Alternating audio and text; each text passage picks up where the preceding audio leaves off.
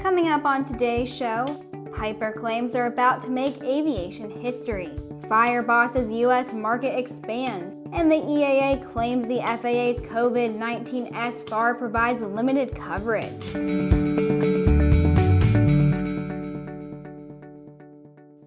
Welcome, I'm Sophie Herlock. Due to technical difficulties, this week's schedule has been moved from Monday, Wednesday, Friday to Wednesday, Thursday, Friday. We appreciate your patience and will return to our normal schedule next week. Moving on to the news, on Friday, Piper Aircraft posted a mysterious video onto its YouTube page with a description reading, "This will change everything for everyone, forever." Keep an eye out on our page to see how aviation history will be made.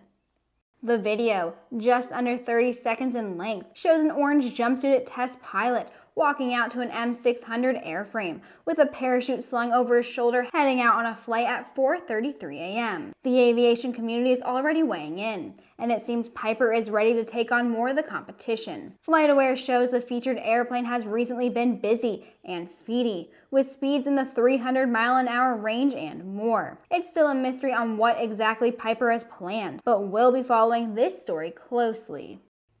Stick around because when we come back, we'll have an update on the latest face mask mandates. Like most of you, we're still working from home. We miss being around pilots. But the most important thing right now is to mitigate your risks and use this time productively while we all get through this. Folks, King Schools is open and we're 100% operational. We're making sure that your courses work and are available for you 24/7. We look forward to the time when we can see you again at the airport. There's a difference between charting a steady course and pushing for the ceiling. And for nearly a century, Hartzell Propeller has been defining that difference. It's in our passion for engineering and research and our dedication to testing the limits of performance. We are built on honor. We are Hartzell Propeller.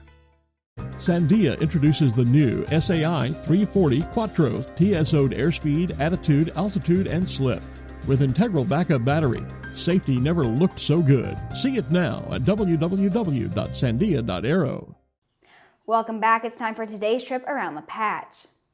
Beginning this week, anyone within Los Angeles International Airport terminals will be required to wear face coverings. This policy is in line with guidance from public health officials and mirrors the City of Los Angeles' policy regarding the use of face coverings in stores and restaurants. The new direction extends an existing policy mandating all Los Angeles World Airports employees must wear face coverings in public areas of terminals and office buildings. Anyone not wearing a face covering will be asked to put one on. Last Thursday, a man trespassing on an Austin Bergstrom International Airport runway was struck and killed by a Southwest Airlines 737 completing its landing rollout. The crew noticed the man too late to take any effective evasive action, and he was hit by the left engine. No one on the jet was injured, and authorities are currently investigating how the man was able to get onto the runway.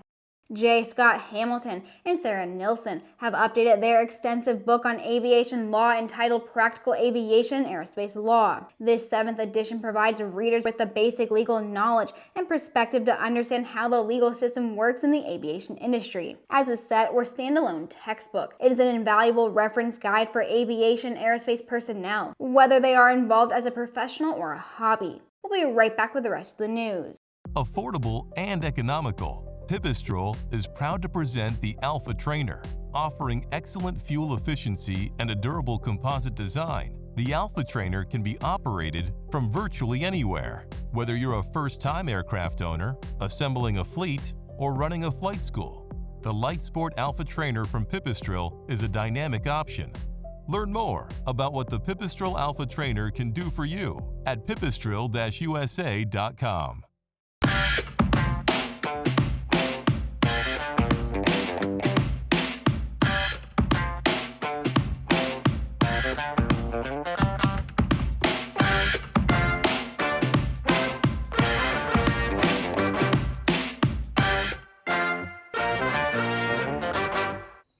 FireBoss LLC has announced the purchase of a new FireBoss by AirPro Aviation of Arkansas. Delivery is planned for December of this year and will make AirPro Aviation the third FireBoss operator in the United States. and the 20th FireBoss in the country. The amphibious aircraft utilizes an 800-gallon water tank capacity and is able to operate off water or a paved runway. It has an operational cruise speed of 135 knots with the ability to sustain a fire attack for up to 3+ hours. Steve Landers, president of AirPro Aviation, stated, "This addition expands our ability to acquire contracts previously closed to our type of operation. We are already receiving inquiries for the upcoming fire season. After what we have seen in Australia using the FireBoss, its obvious initial attack is the future of effective aerial firefighting." The EAA states the FAA did not deliver the relief to personal and recreational aviation sought out by the general aviation community in their Special Federal Aviation Regulation addressing COVID-19's impact on aviation, especially in the areas of expiring biennial flight reviews and aircraft annual inspections.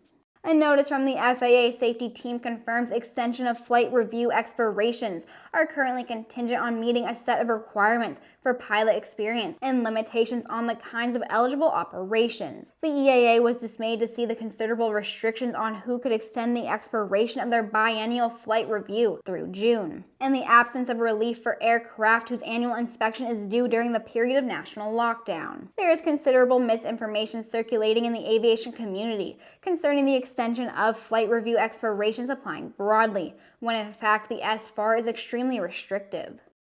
And that wraps up our show for today. Don't forget to click subscribe and to check us out on Twitter and on Facebook. To get more aviation and aerospace news, head over to aero-news.net. Before we leave today, please take a moment in joining me in welcoming the newest member of the Aero-News team, our digital media strategist, Amber Cedrone. Amber joined us here just before the pandemic hit and has been helping us take our marketing, social media, and branding to the next level. She is also a student pilot. Thanks for watching, and I'll see you tomorrow.